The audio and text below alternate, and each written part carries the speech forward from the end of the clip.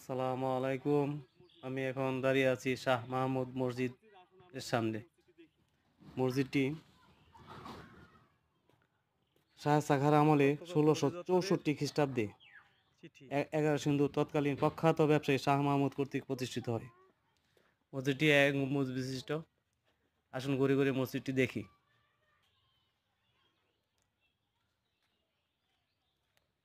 এটা বালাখানা, অজুখানা।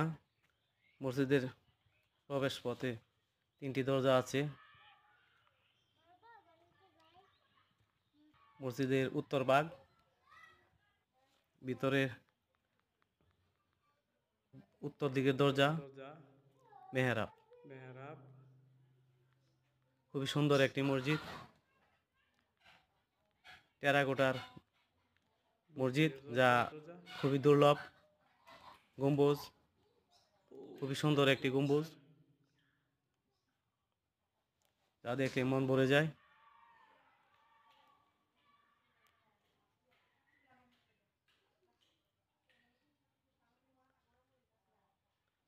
মসজিদের দক্ষিণ ভাগ।